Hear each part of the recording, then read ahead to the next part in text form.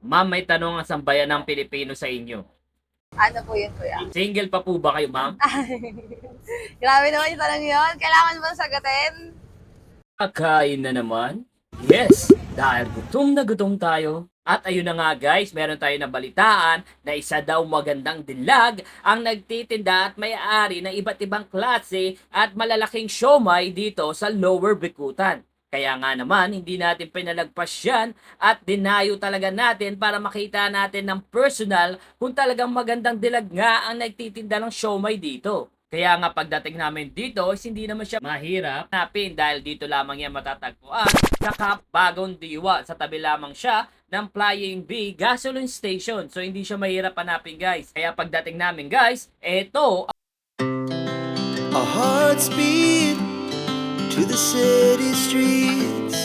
We began to feel the fire. Magandang dilag nga na mala beauty queen ang may-ari at nagtitinda ng colorful big siomai dito. Dahil doon di tayo nakapagsalita kaya si ma'am na lang ang pinag-spray natin kung magkano ang kanilang siomai. Sa kanin, Java rice na po. Na magkano yan, Java rice? 15 lang, kuya. Ito po yung special jumbo namin. Meron tayong Japanese crab with cheese, spicy cheese,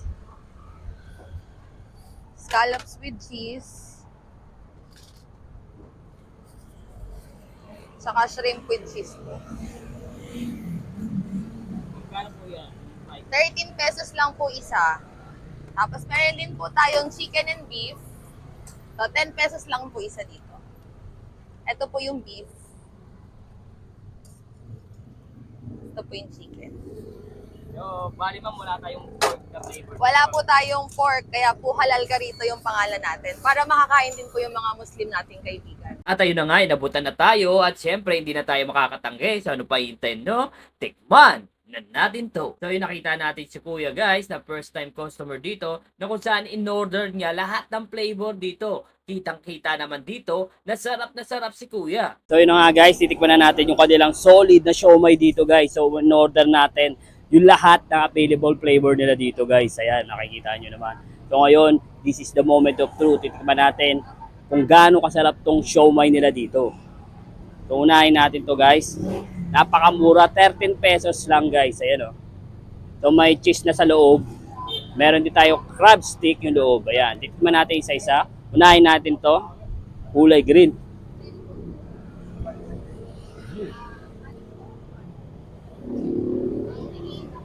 Sarap ha.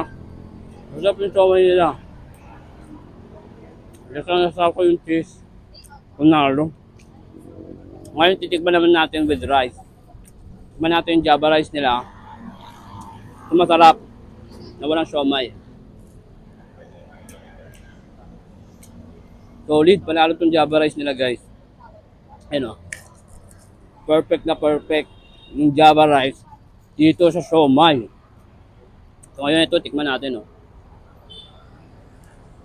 Japanese. Sarap ah.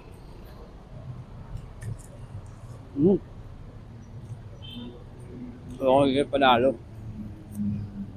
Pa naman natin ito isa. Ayun o. Bala ko, tikman ko lang sana eh. Pero, napakasarap guys. Kaya, feeling ko maubos ko lahat to.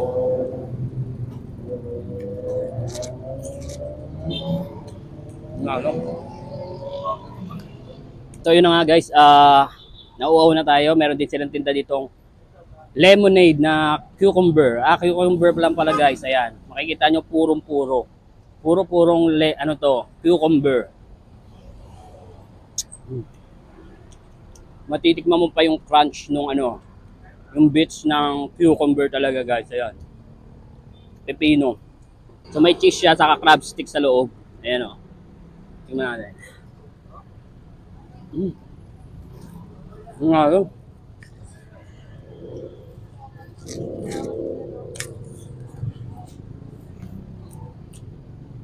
Panalo, pwede pang pulutan, pwede pang ulam, pwede rin sa handaan. Masarap yung siomai nila guys. Panalo.